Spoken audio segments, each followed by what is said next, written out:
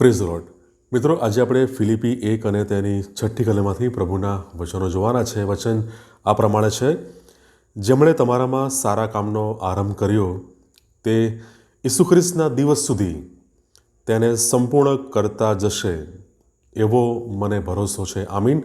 આ પ્રભુનું વચન છે, ફિલિપી 1 અને તેની 6ઠ્ઠી કલમ. મિત્રો, આજનો આપણો જે વિષય છે એ વિષય છે મહિમાનો આનંદ.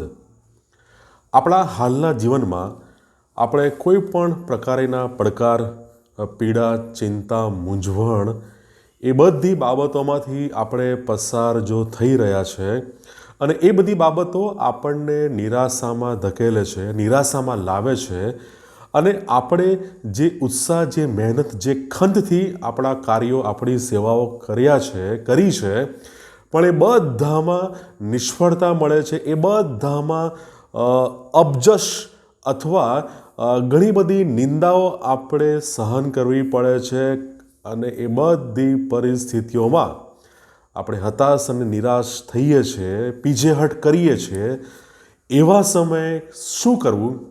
તો એવા સમયે આજનું વચન ફિલિપી 1 અને 6 તે આપણને જણાવે છે: જેમણે તમારામાં સારા કામનો આરંભ કર્યો તે ઈસુ ખ્રિસ્તના દિવસ સુધી, અંત સમયની વાત છે, ઈસુ ખ્રિસ્તના દિવસ સુધી તેને સંપૂર્ણ કરતા જશે, એવો મને ભરોસો છે. પ્રેરિત પાઉલને એવો ભરોસો છે કે જે સારા કામનો, જે સુવાર્તાના કાર્યનો પ્રેરિત પાઉલના જીવનમાં ઈશ્વરે આરંભ કરાવ્યો, પ્રેરિત પાઉલ કહે છે કે એ મને સંપૂર્ણ કરતા જશે, પરફેક્ટ કરતા જશે, સુધારતા જશે, સમારતા જશે અને ઈશ્વરનું મનપસંદ પાત્ર મને રોજબરોજ એ પ્રમાણે ઘડતા જશે, એવો મને ભરોસો છે.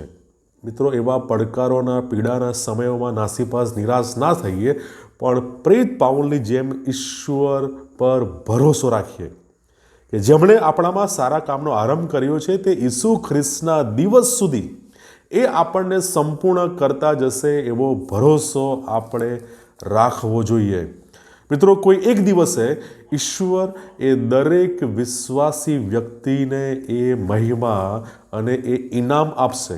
આપણી સેવાઓ, આપણી જવાબદારીઓ, આપણા કાર્યની નોંધ કદાચ કોઈ મનુષ્ય, આપણી આસપાસના અધિકારીઓ, લોકો ના લેતા હોય, પણ એનાથી નાસીપાસ, નિરાશ ના થઈએ. કારણ કે એક દિવસે, પ્રભુ ઈસુના દિવસે એ બધી બાબતો, જો એ ઈશ્વરના મહિમાને માટેની બાબતો છે, તો ચોક્કસ એ વિશ્વાસી વ્યક્તિને મહિમા અને ઇનામ તે પ્રાપ્ત કરશે. મિત્રો, તમારામાં, આપણા જીવનોમાં ઈશ્વરના કાર્યની પૂર્ણતા એ ભવિષ્યમાં એ પૂરી થશે, ભવિષ્યમાં આવશે. અને જેને પાઉલ એ ઈસુ ખ્રિસ્તનો દિવસ કહે છે, ઈસુ ખ્રિસ્તનો દિવસ એ પ્રમાણે ઉલ્લેખ કરે છે.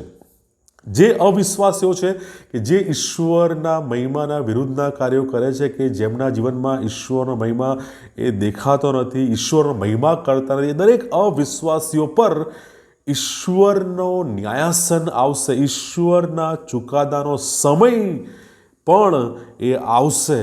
અને પણ વિશ્વાસીઓ માટે તો એ સંપૂર્ણ મહિમાનો જ એ દિવસ બની રહેશે. વિશ્વાસી વ્યક્તિ એ સંપૂર્ણ મહિમા એને એ મળશે, ઈશ્વર તેને આપશે. અને મિત્રો, આ બાબત પવિત્ર શાસ્ત્રમાં આપણે 3 જગ્યાએ આપણે જોઈ શકીએ છીએ. પહેલી બાબત છે, 1 કોરિન્થી 3 અધ્યાય 14મી કલમ નોંધે છે: કોઈએ તે પાયા પર જે બાંધકામ કર્યું હશે તે જો ટકશે તો તેને બદલો મળશે. જો આપણે ઈશ્વરના પાયા, પ્રભુ ઈસુ ખ્રિસ્ત પર જો આપણું કાર્ય, આપણી સેવા જો બજાવી હશે અને એ સેવાઓમાં, એ કાર્યોમાં જો ઈશ્વરને મહિમા મળતો હશે, તો પ્રભુ કહે છે અને પ્રભુના વચનો કહે છે ચોક્કસ તેને બદલો મળશે. કારણ કે આપણા કાર્યો, આપણી જવાબદારીઓ, આપણી સેવાઓ એ પરખાશે. અગ્નિ એ કાર્યોને એ પારખશે અને જો તે ટકશે તો ચોક્કસ તેને બદલો મળશે. માટે નાસીપાસ, નિરાશ ના થઈએ.